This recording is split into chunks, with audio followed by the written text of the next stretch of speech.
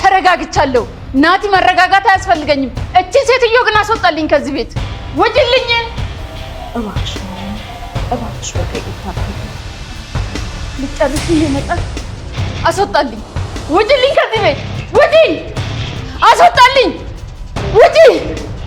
ወጂልኝ ወጂ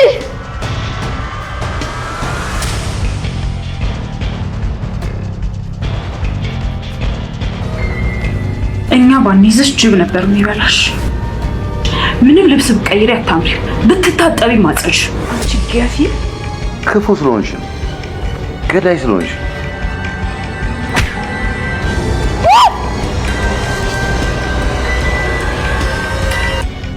ቤቱን ታውቂያለሽ አይደል ልጅ በቃ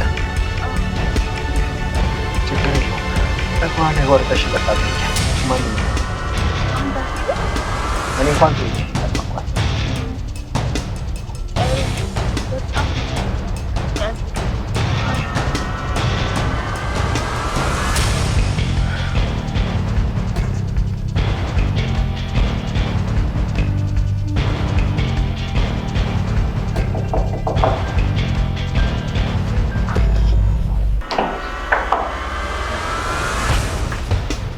ምን ልትሰሪ ነበር?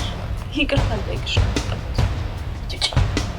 ውጪ ገንዘብ እዚህ አካባቢ እናንተ ደግሞ እና እያስፈራራሽ ነው? እያስፈራራሽ በስርዓት እንድታናግሪኝ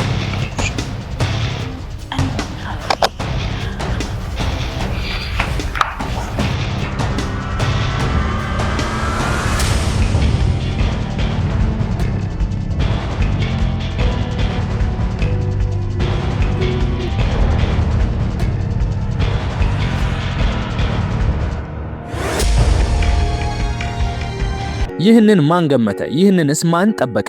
ሰላም ጤና ይስጥልኝ ውድ የጎጆ ሪካፕ ቤተሰቦች፣ ዛሬም እንደተለመደው የትሁት ድራማ ክፍል 110 እጅግ አጓጊ የሆኑ ትዕይንቶችን ባጭሩና በጥራት ልናሳያችሁ እዚህ ተገኝተናል። ታሪኩን ባጭሩ ከኔ ከኬቢ ጋር እስከ ቪዲዮ መጨረሻ ድረስ አብራችሁን ቆዩ።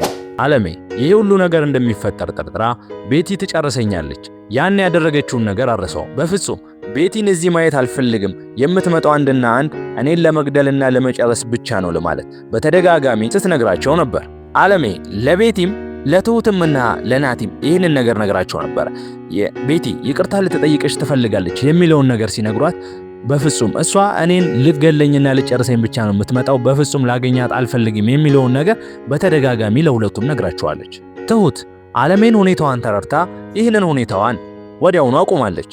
ቤቲን ወደ አለሜ ማምጣት የሚለውን ሐሳብ ማለት ነው። ናቲም እዚጋ ባለማወቅ ትልቅ ስህተት ተሳስቷል። ትሁትን ከዛ ቤት ነፃ ለማድረግ ብሎ ቤቲን ትሁት ከዛ ቤት እንድትወጣ ገዛኸኝን እንድታሳመነው ያደረገበት ምክንያት ልክ ያልሆነ ነበር። ምክንያቱም ምንድነው ቤቲ ይሄንን ነገር እንድታደርግለት እሱ አለሜን ሄዳ ይቅርታ እንድትጠይቃት ፈቅዶላት ነበር። እናም ይህ ፍቃዱ ነበር የአለሜን ህይወት ሊያሳጣት የሚችል ትልቅ አደጋ ያደረሰው። ናቲ ይሄንን ነገር ባለመረዳቱ ትሁትን ለማዳን ብሎ እናቱን ትልቅ መስዋዕትነት ውስጥ ከቷታል። ነገር ግን ናቲ ለዚህ ድርጊቱ ትልቅ ጸጸትና ለቅሶ ውስጡ እንደሚኖር እርግጠኛ ነኝ። አለሜ ከዚህ በፊት ምን ያህል እንደተሰቃየችና ምን ያህል ዋጋ እንደከፈለች ማንም ሰው የሚረዳው እዚህ ደረጃም እንድትደርስ ደግሞ የረዷት ጋሼና ትሁት ይህን ሁሉ መስዋዕትነት ከፍለው ካቆሟት በኋላ በገዛ ልጇ በናቲ አላምናትም እቺን ሴትዮ አጠገቤ አታድርሱብኝ ባለቻት ሴት ጥቃት እንዲደርስባት አድርጓል። ናቲ ይህንን ነገር ባለማወቅ ቢያደርገው ነገር ግን የእናቱን ህይወት አደጋ ላይ ጥሏል። ይህም ነገር ደግሞ እጅግ በጣም ይጸጽተዋል።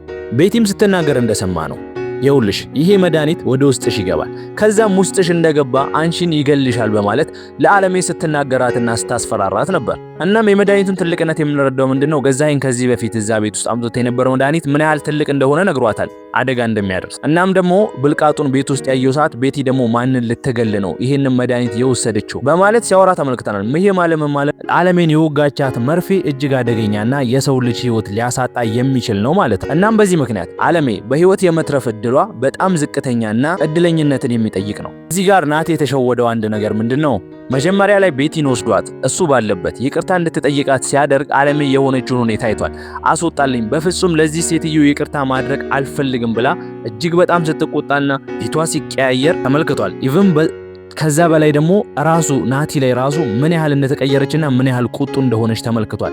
ይህንን ነገር ተረድቶ አለሜ ለቤቲ ምንም አይነት ይቅርታ ማድረግ እንደማትፈልግ ሊረዳ ይገባ ነበር። በዛ ላይ ደግሞ ሌሊት እንኳን ተኝታ ምን ያህል ስትቃዥ እንደነበርና ምን ያህል አሰቃቂ ሌሊት እንዳሳለፈች ተመልክቷል። ይህን ነገር እያየ ነው ናቲ ባለማወቅና ባለማስተዋል በትልቅ ቸልተኝነት ቤቲ አሁን ቤት ማንም የለም እኔና ተውት ደግሞ የሆነ ቦታ ልንሄድ ነው፣ ስለዚህ አንቺ አለሜ ጋር ሄደሽ ይቅርታ ማለት ትችያለሽ ብሎ እናቱን ለዚህ አስከፊና አሰቃቂ አደጋ የዳረጋት ማለት ነው። ኢቭን እንኳን አለሜ በህይወት ብትተርፍና ብትድን መድኃኒቱ በራሷ ላይ ምን ያህል አደጋ ሊያደርስባትና ምን ያህል ከባድ ሁኔታ ውስጥ ሊከታት እንደሚችል ከወዲሁ ማሰብ እንችላለን።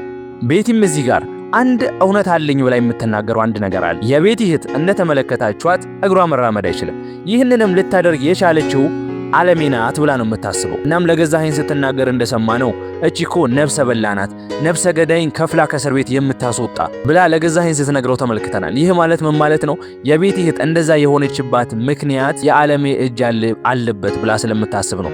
በአለሜ ላይ ያን ያህል ጨካኔ ልጨክን የቻለችውና ህይወቷን እስኪያሳጣት ድረስ እንደዚህ ትልቅ መስዋዕትነት ስትከፍል የተመለከትነው ቤቲ በገዛ እህቴ ላይ አድርሳብኛለች ያለችውን አደጋ ያንን ለመበቀል ይመስለኛል አሁን ላይ ይህንን ነገር እያደረገች ያለችውና ገዛኸኝ ሳያገኛት በራሷ እጅ አለሜን ለማጥፋት እየሞከረች ያለችው ማለት ነው። ናቲም እንግዲህ ቤቲን ሲሰማ ቤቲን ብላን ያታለለችው ናቲ እናትህን ይቅርታ ማለት ፈልጋለሁ፣ እኔ ውስጤ ሰላም ማግኘት አልቻለም፣ ማረፍ ፈልጋለሁ፣ ይቅርታ ባለላትም ችግር የለብኝም፣ ነገር ግን ውስጤ እንዲያርፍ ፈልጋለሁ። በዛ ላይ ደግሞ ገዛኸኝ ከሰጠኝ ከ92% ላይ የአለሜን ድርሻ ልሰጣት ፈልጋለሁ፣ የገዛኸኝን ድርሻ ግን ራሴ ወስደዋል በማለት ነበር የናቲን ሳይኮ አስቀድማ ተረድታው ስለነበረ በዚህ ያሸንፈው አለሜን ብቻዋን አግኝታ ያማራትን ጣፋጭ በቀል ለመበቀል የቻለችው ማለት ነው። ቤቲ እዚህ ጋር እንደተመለከትነው ምንድነው ያሰበችው? አሁን ላይ እህቷ ጋር ስልክ ስታወራ ተመልክተናል። እህቷንም ቀጠሮ እንዳስያዘችላትና እንደምታሳክማት ነግራታለች።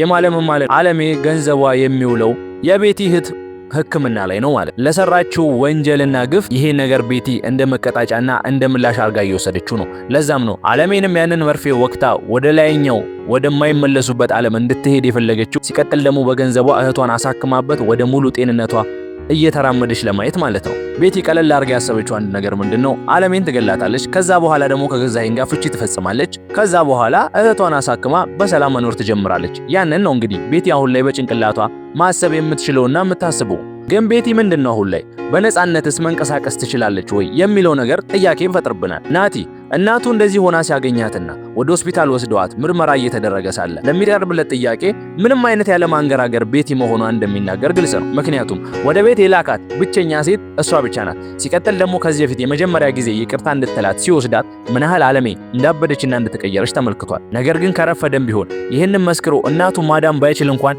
ቤቲን በድጋሚ ሊቀጧት ይችላሉ። ነገር ግን እዚህ ጋር ምንድነው ቤቲ ናቲ ይህንን ጥያቄ ቢጠይቃትና አንቺ ነሽ እናቴ እንደዚህ ያደረግሽው ብሎ ከቤቲ ጋር ግጭት ቢጀምር ቤቲ በፍጹም እሷ እንዳላደረገችውና እኔ በሰላም ገብቼ ይቅርታ ብያት እሷም ይቅርታ አርጋልኝ ነው ትቻት የወጣውት ነገር ግን ገዛኸኝ ሳይከተለኝ አይቀርም ብላ ናቲ ላይ ጥያቄ ፈጥራበት አባቱን የመጀመሪያ ተጠርጣሪና ተጠያቂ እንዲያደርግ ሌላ ጭንቅላቱ ላይ ጫወታ ልትጫወትበት ትችላለች የሚል እሳቤ ነው እኔ ጋር ያለው። ሌላው ትልቁ ጥያቄያችን ደግሞ ከገዛኸኝ ጋር ያን ሁሉ መስዋዕትነት ለመክፈል ተዘጋጅተው ቤቲ ከገዛኸኝ ይህንን እውነት መደበቅ የፈለገችው ለምንድን ነው የሚል አንድ ትልቅ ጥያቄ አለ። ምክንያቱም የገዛኸኝ ትልቁ ፍላጎቱ አለሜን መግደል እንደሆነ ቤቲ በደንብ አስረግጣ ታውቃለች። ነገር ግን አሁን ላይ ቤቲ ይህንን እውነት ከገዛኸኝ ደብቃለች። አለሜን ልገላት ነው እናም ይህንን መርፌ እሷ ላይ ላውሎ ነው የሚለውን ነገር ከገዛኸኝ ልደብቅበት የቻለችው ትልቁ ምክንያቷ ምንድን ነው? ምናልባት ትልቁ ምክንያቷ ሊሆን የሚችለው ምንድነው?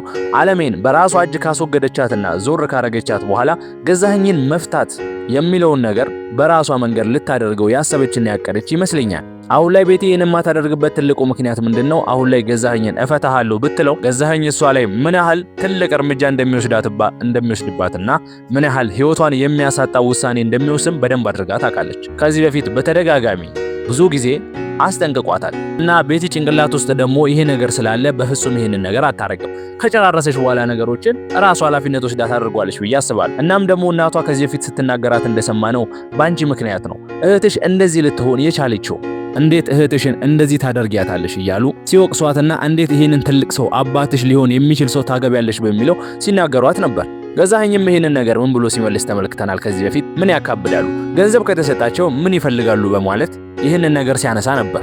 እናም ለቤቲና ለእናቷ ጸብ ትልቁ ምክንያት ሊሆን የሚችለው ገዛኸኝ ሊሆን ይችላል የሚል እሳቤና ግምት ነው ያለ። ታዲያ አሁን ላይ የቤቲ ትልቁ አቅድ ምንድነው? በመጀመሪያ ገዛኸኝን መፍታት፣ ሲቀጥል ደግሞ እህቷን ማሳከም፣ ሶስተኛ ነገርም ደግሞ ምንድነው እናቷን ይቅርታ ጠይቃ ከዚህ ነገር ወጣ ቤታቸው ውስጥ ሰላምና እረፍት እንዲሰፍን ነው። ነገር ግን እየወሰደች ያለችው እርምጃ ሰላም ሳይሆን በህይወቷ ላይ ትልቅ መስዋዕትነት የሚያስከፍላትን ስህተት በተደጋጋሚ እየሰራች ነው። በስተመጨረሻም የዚህ ፊልም ማብቂያ ሊሆን የሚችለው ከገዛኸኝ በላይ የቤቲ ህይወት መጥፋት ሊመጣና ሊከሰት ይችላል የሚል እሳቤን ያለን ውድ ቻናላችን ቤተሰቦች ሐሳብ አስተያየታችሁን በኮሜንት መስጫው ላይ አስቀምጡልን። የዛሬው ቆይታችን ይህንን ይመስል ነበር። እናንተስ በዛሬው ክፍል 110 የቤቲን ድርጊት እንዴት ትመለከቱታላችሁ? በምን አይነት ሚዛንስ ትመዝኑታላችሁ? ያላችሁን ሐሳብ አስተያየት እንዳልኳችሁ በኮሜንት አሳውቁኝ። ቪዲዮውን ከወደዳችሁት ላይክ ማድረግ እንዳትረሱ። ለዚህ ቻናል አዲስ ከሆናችሁ ሰብስክራይብ እያደረጋችሁ ለብዙ ሰዎች ይህንን ቪዲዮ ሼር እያደረጋችሁላቸው በቀጣይ ክፍል እስከምንገናኝ ቸር ያቆየን።